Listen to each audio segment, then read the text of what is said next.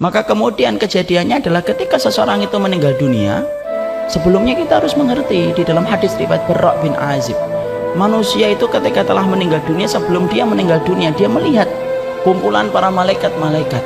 Kalau dia adalah orang yang mukmin, para malaikat yang datang kepadanya adalah malaikat-malaikat yang berwarna putih, pakaiannya cerah, membawa kain kafan dan membawa minyak wangi dari surga. Hadis yang diriwayatkan Barra bin Azib, idza kana al-mu'min fi inqita'i minad dunya nazala ilaihi malaikatun minal malaikah ma'hum kafanun min akfanil jannah wa hanutun min hunutil miski. Sesungguhnya kalau orang iman yang beriman itu akan meninggalkan dunia, maka datang kepadanya para malaikat putih, pakaiannya rombongan, sejauh mata dia memandang. Makanya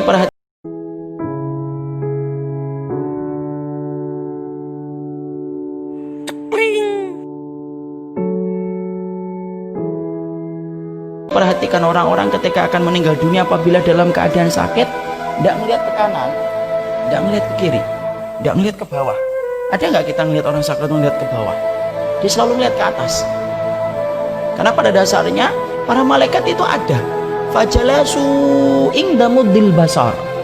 Rasulullah SAW berkata, para malaikat yang datang itu, maka kemudian mereka itu datangnya duduk sejauh mata memandang. Kalau kemudian apa yang dilakukan Ustadz, kalau orang sudah melihat ke atas, ditawari apa-apa sudah tidak pingin, Pak ini ada 1 miliar, dia nggak gores, Pak rukonya gratis, dia nggak melihat. Maka itulah tanda sakaratul maut, ketika dunia itu sudah rasanya itu sudah hambar. Maka kemudian yang kita lakukan apa? Talqin, tenangkan, ditenangkan. Karena apa? Dia melihat peristiwa besar, jangan paksa dia untuk kemudian memahami kita. Nangis-nangis ngomong, Pak tolong dong lihatin saya, lihat saya sebentar Pak. Nggak usah. Kalau sudah semacam itu, sesedih apapun, bukan itu yang kita ucapkan. Tapi yang kita ucapkan apa? Talqin, lakinu ala mautakum la ilaha illallah. Talqin, orang yang akan meninggalkan di antara kalian itu la ilaha illallah. Di sebelah mana Ustaz? Sebelah kanan. Mentalkinnya lembut, nggak usah buru-buru. La ilaha illallah. Berikan waktu jeda supaya dia mencerna kalimat yang kita sampaikan. La ilaha illallah, supaya dia mencerna kembali, jangan buru-buru.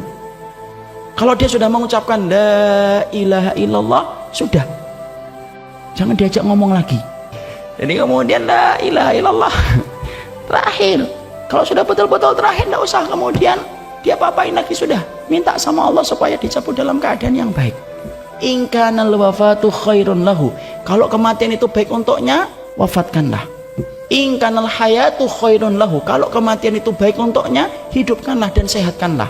Tidak boleh bagi kita untuk meminta mati. Sampai Bapak, berat apapun ujian dan sakit yang nanti kita derita, jangan pernah sekali-kali minta untuk kemudian kita mati.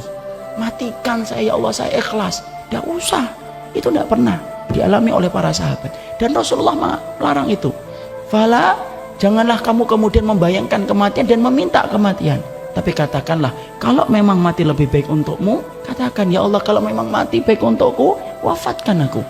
Tapi kalau kemudian engkau melihat bahwasannya hidup itu baik untukku, hidupkanlah, panjangkanlah. Maka ditalqin. Maka ketika seseorang itu telah meninggal dunia, dia naik kain kafannya, ruhnya itu pakai kain kafan.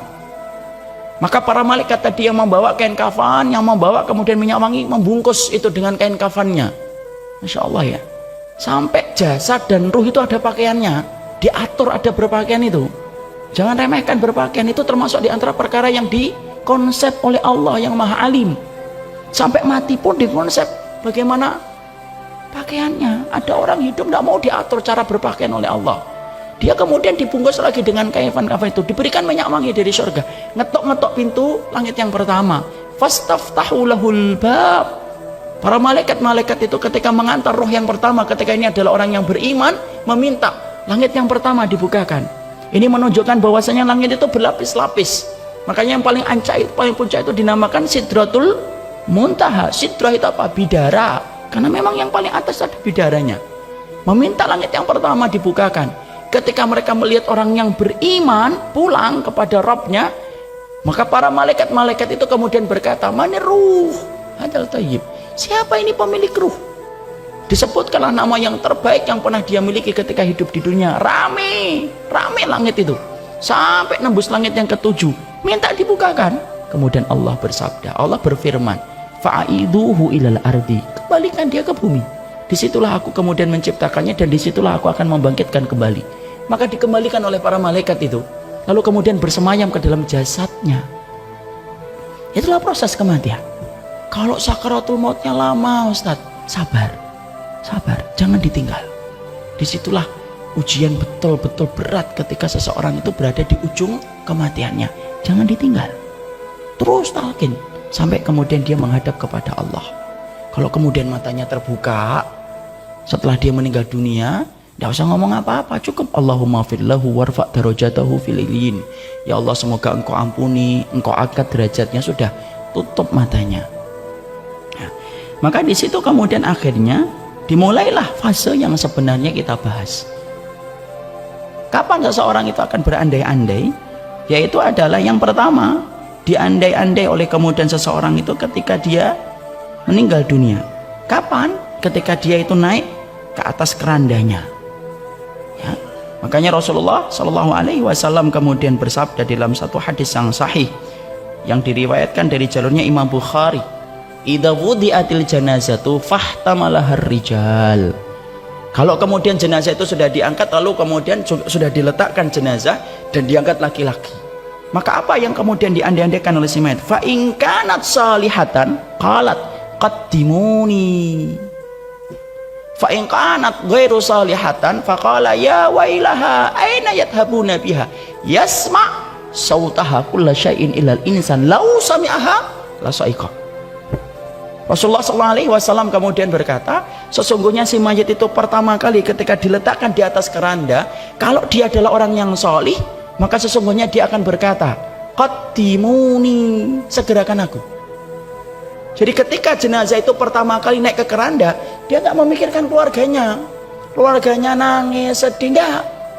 Dia kemudian sudah membayangkan hal yang sangat menggembirakan, menuju ke liang lahat untuk mendapatkan panen dari setiap perbuatan yang telah dia kerjakan.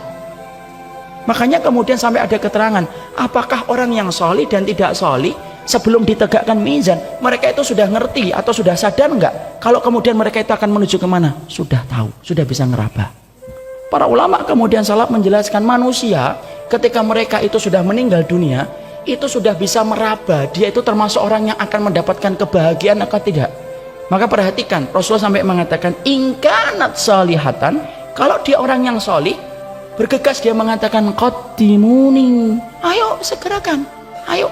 Kayak anak kecil itu loh, kalau diajak ke teman bermain, ketika dia ngelihat teman bermainnya, kadang-kadang kan tidak sabar. Kita baru atret, parkir, baru kemudian kita menempatkan mobil, anaknya sudah buka kunci mobil, sudah turun, sudah lari ke tempat bermain, karena tidak sabar. Itulah perumpamaan, kias, menggambarkan tentang orang-orang yang mereka itu kemudian meninggal dunia, ketika pertama kali dia itu kemudian dinaikkan ke atas keranda, maka sesungguhnya dia langsung berkata, qaddimuni, qaddimuni.